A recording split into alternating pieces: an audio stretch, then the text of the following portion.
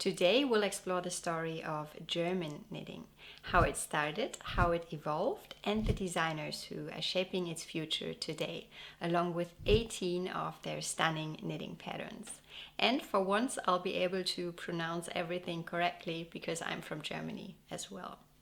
There's also going to be a giveaway where you can win one of my own knitting patterns as a thank you for being part of this community, so stay tuned for that.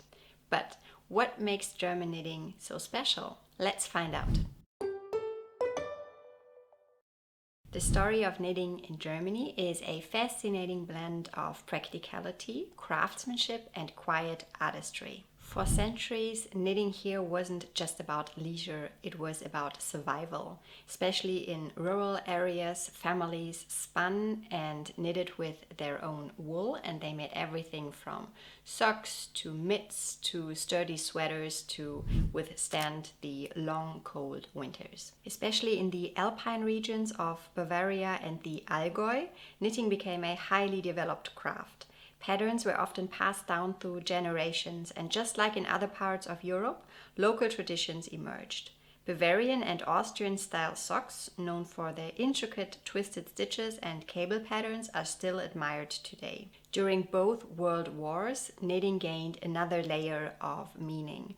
Women were encouraged to knit for soldiers, and they produced endless socks, scarves, and gloves. Old knitting leaflets from that time show how deeply the craft was tied to everyday life and to the emotional fabric of families separated by war. After the 1950s, when mass-produced clothing became affordable and widely available, knitting lost its meaning as a necessity, but it never disappeared completely. In East Germany, many women continued to knit, partly because Western fashion just wasn't available to them, but also because knitting offered creative freedom and a sense of individuality. Yarn was often repurposed from old garments, and patterns were traded informally between friends. Then, in the early 2000s, knitting began to resurface, but not as something old-fashioned, but more as a mindful, creative practice.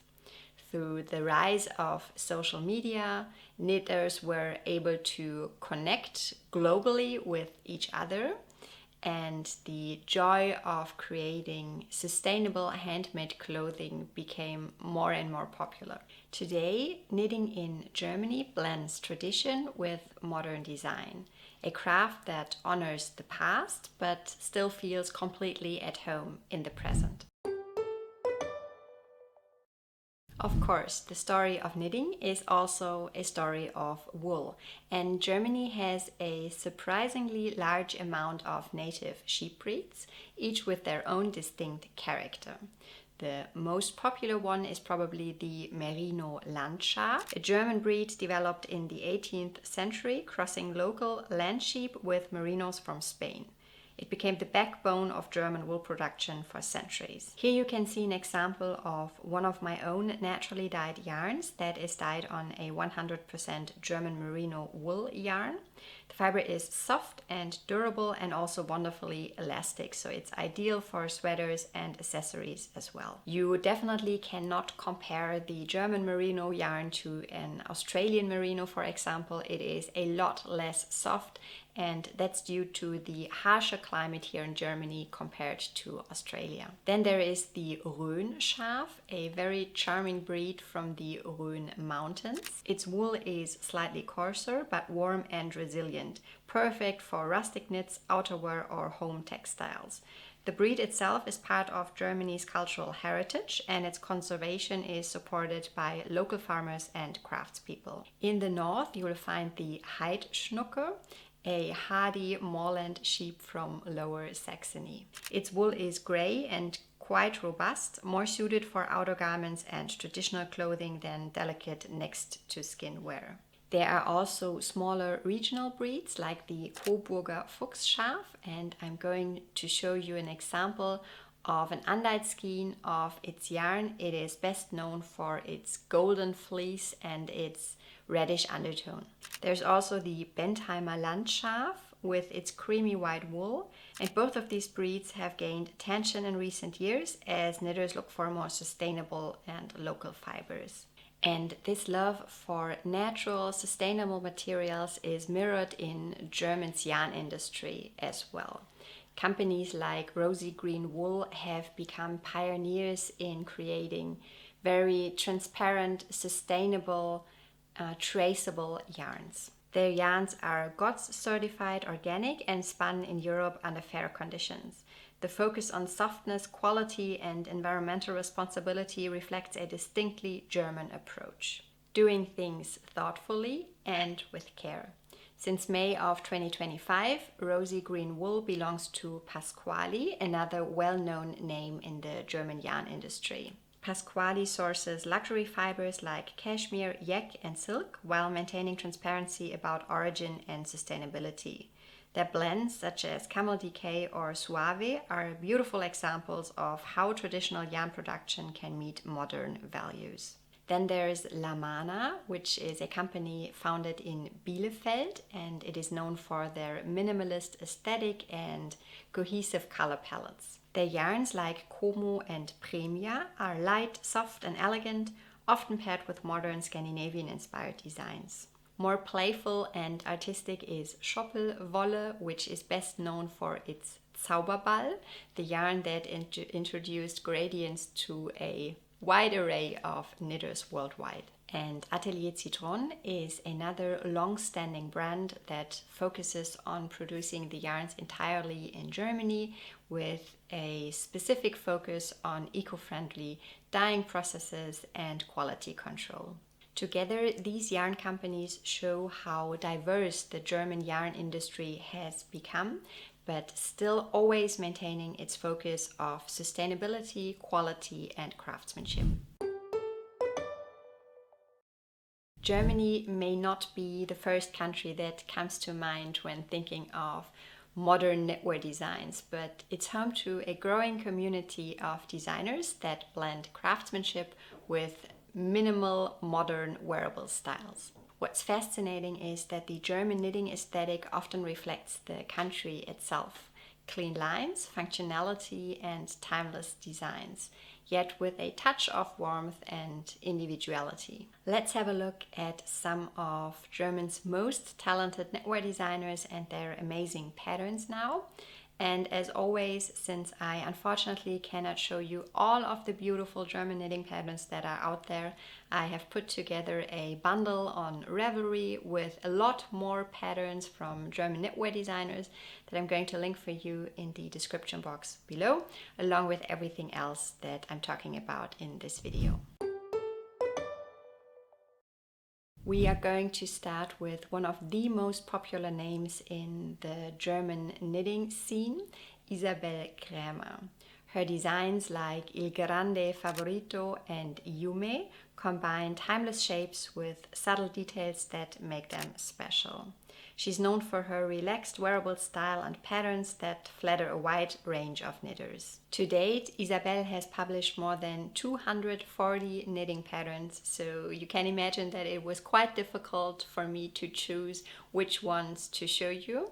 And one of them that stood out particularly to me is called Fiorellino, which means little flower in Italian, and it came out in March of 2025. It has this beautiful textured yoke that is created by simple knit and purl stitches, and it's a short-sleeved tee, which is knitted from the top down in one piece and contains short rows for a better fit. It's knitted in a fingering weight yarn. She used the Mayak Fiorellino, which is a blend of 50% wool, 35% yak, and 15% linen. And Isabell Kraemer even designed the color palette for this space as a collaboration with Mayak. Another pattern from Isabell Kraemer that is very beautiful is called Heimathafen, which means home port in English. And I really like this design because at first glance, it looks like a simple striped sweater, but it is not a simple striped sweater. The stripes have this special twist to them, and it's created by a dip stitch. I think this is a very classic and elegant design that would look amazing in a wide number of different color combinations. It's knitted from the top down and contains short rows to shape the back neck, and the increases are done both on the yoke and then also as raglan increases. And this design was also knitted with the Majek Fiorellino. Next up, let's talk about Johanna Gerisch. And she has this beautiful, poetic, feminine design aesthetic that often features earthy tones and natural yarns. Her designs feel somehow slow, intentional, and deeply wearable to me. The first pattern that I would like to show you is called the Pierre Dress, and I think this is such a showstopper. It's a stunning masterpiece in my opinion, and I would love to knit this one myself in the future. It's knitted with a fingering weight yarn. She made two different versions, one with a 100% silk yarn and one with a merino cotton blend, both from Knitting for Olive. It's this beautiful, elegant, fitted all-over lace dress that is worked from the top down in one piece.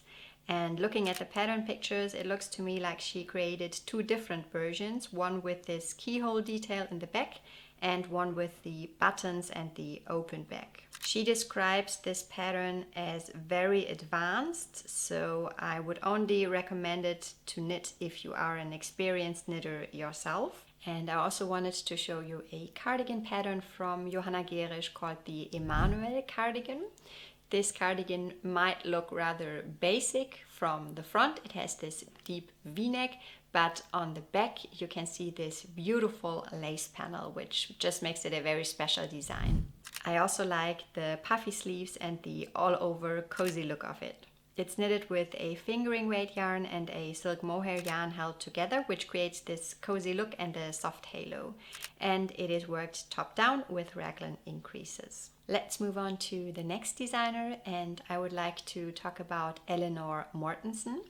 Now, Elenor Mortensen's designs all feel very cohesive to me. She very often includes color work and also very often in the form of color work yokes. The first design that I've picked out to show you is called the Mabon Sweater.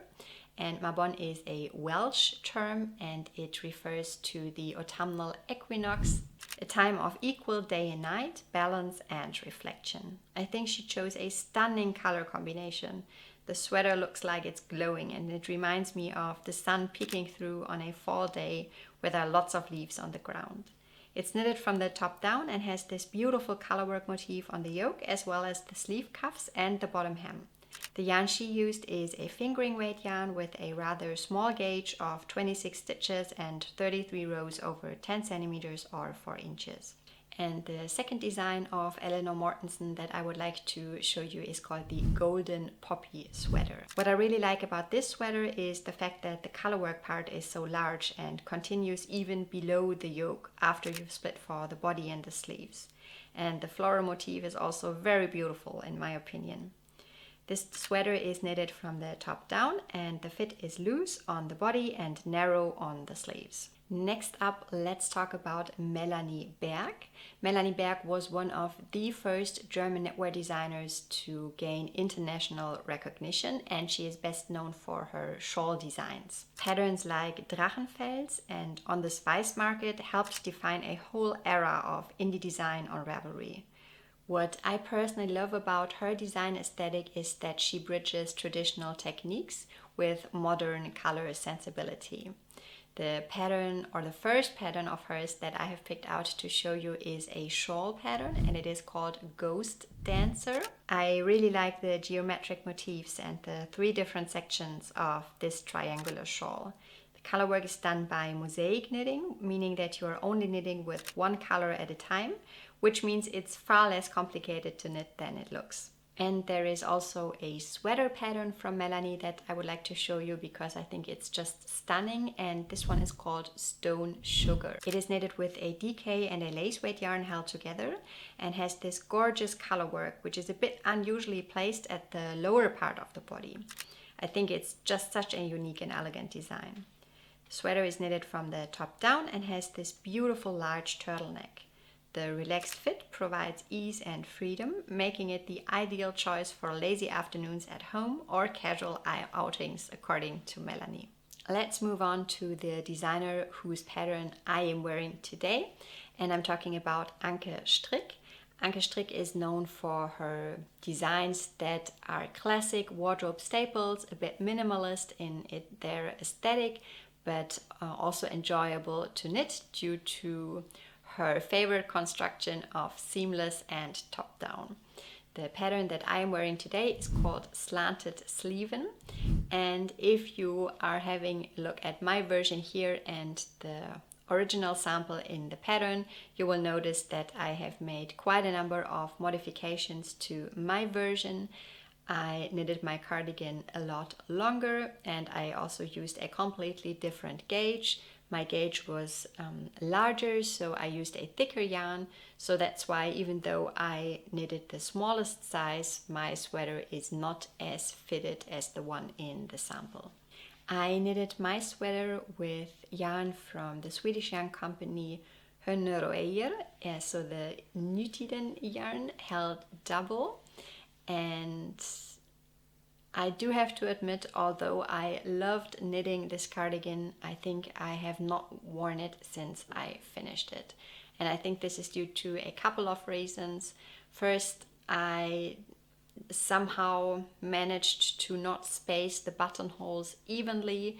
So this cardigan is supposed to be buttoned, but I am now not really sure how to approach that. I have thought about sewing it close and, just wearing it more of a sweater. But yeah, I'm just not sure. I'm also not really sure if this is a color that really suits me. I think it's a bit too warm toned for me. So overall, I think it is a lovely design, but my version just didn't turn out as I was expecting. There is another pattern from ANKESTRiCK that I have had in my queue for the longest time, and it is called the Garden Pullover, which also comes as a cardigan version. And if you purchase both patterns, you even get the second pattern for 50% off, which I think is great. I really like the V-neck shaping of this design and also how relaxed, drapey and cozy her sample looks. She knitted it with one strand of Knitting for Olive's cotton merino held together with a lace-weight Surrey alpaca silk yarn. And it is worked seamlessly from the top down. Let's have a look at a completely different design aesthetic now, and I would like to introduce you to Katharina, also known as Ducathi.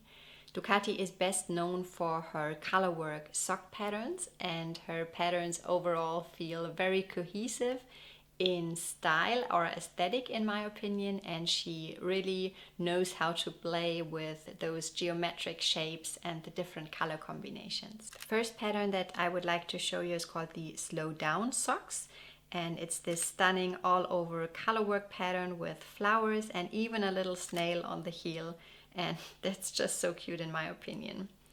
I also really like the description that she put on the Ravelry project page. She says, "Growing can be slow, so can knitting. Take time for yourself. Immerse yourself in your knitting and let a sea of blossoms and leaves grow on your socks stitch by stitch. In the middle of your work, the little snail reminds you that everything takes time and is allowed to do so." One thing to note about the pattern is the fact that it only comes in one size and you cast on 74 stitches. And if you need a different width, you need to use a different needle size. Now, if you're watching this video right after its release, I think the next pattern comes at the perfect time, and it is called the Winter Dudes and comes in 3 different sizes. Katharina describes this pattern as follows. Wintry dudes dance around your legs. They carry presents in their backpacks and are looking forward to Christmas and snow flurries. You can choose your favorite motif from 2 different charts or simply knit both in one pair of socks. Another beloved designer in the German knitting community is Susanne Müller, also known as Paula Strickt. Her patterns are known for their clean lines, subtle textures, and an effortless everyday elegance. There's a calm simplicity to her designs, pieces you can wear again and again that never go out of style.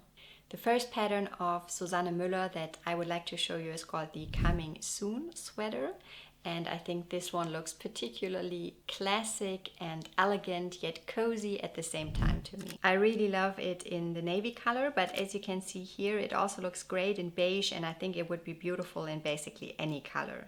Unfortunately, the description on the Ravelry project page is only available in German, but I've translated it for you, and the sweater is knitted in an all-over fisherman's rib and from the top down, and she recommends a positive ease of 10 to 15 centimeters or 4 to 6 inches for this relaxed fit. Her most popular pattern to date is called the SABAI top, and it is this sleeveless top that looks great both on its own but also under a blazer, as you can see here. She knitted a number of different versions, which I think is so helpful because it gives you a better sense of how you can style this top in a number of different ways. It has this beautiful boat line, and she says it's super easy to knit, requires only a few techniques, and is therefore ideal for beginner knitters. The pattern comes with two versions. You have one with this ribbed border, and there's also a second one that's completely knitted in stockinette stitch without the ribbing. Another wonderful designer who combines traditional craftsmanship with modern silhouettes is Gudrun Fesl, who is based in Munich in Bavaria. The first pattern of Gudrun Fesl that I wanted to show you is called the HILLY Cardigan, and I think this is just a very unique piece. It contains a zipper, and she labels it as an advanced pattern, but you could also opt to make this cardigan without the zipper if you don't want to sew it in, which she recommends doing by hand. The HILLY cardigan is a raglan cardigan with a silhouette and collar shape that is inspired by the classic bomber jackets, and the graphic bubble stitch pattern and the zipper also emphasize this look, and it is knitted from the top down. Another beautiful design from hers is called the Hope top, which looks very simple but has this unusual edging. It is this very pretty sleeveless summer top with a deep V-neck that is loose fitting and worked in stockinette stitch from the top down. The delicate hem is made in a rib, and the neckline and armholes feature this beautiful integrated cable.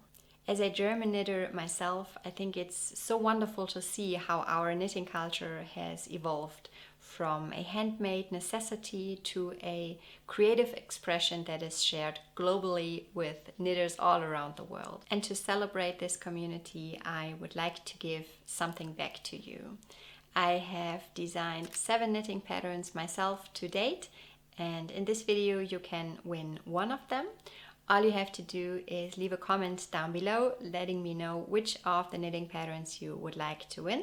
Please also add your Ravelry username so that I can gift you the pattern, and I'm going to draw the winner exactly 1 week from now and announce it in a YouTube community post. Now, to give you a better feel of what to expect with my knitting patterns, I wanted to show you 2 examples. And the first pattern that I would like to talk about is called Schneeflöckchen Socks. And Schneeflöckchen means little snowflake in German. And of course, the colorwork on the socks is supposed to resemble snow, hence the name. The pattern features this very simple colorwork motif and a classic heel flap and gusset construction. The socks are knitted from the top down and have a contrasting cuff and toe. And here is another one of my designs called the Barre Socks. If you're not familiar with the term bar, it refers to this horizontal wooden bar that is an essential part of the ballet training.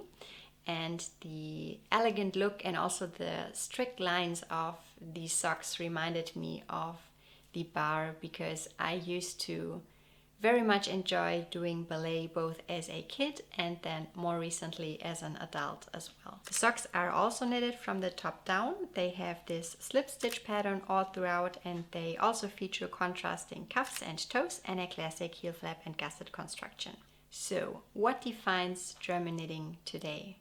To me, knitting in Germany tells a story of craftsmanship, creativity and care. And even though our stitches might look different than the ones from our ancestors, the feeling is still the same. The slow movement, the calm and the joy of creating something by hand. Now, if you enjoyed this episode of my Knitting Around the World series, I think you are also going to like the one about Sweden, which I'm going to link for you on the screen. See you next time. Happy knitting. Bye.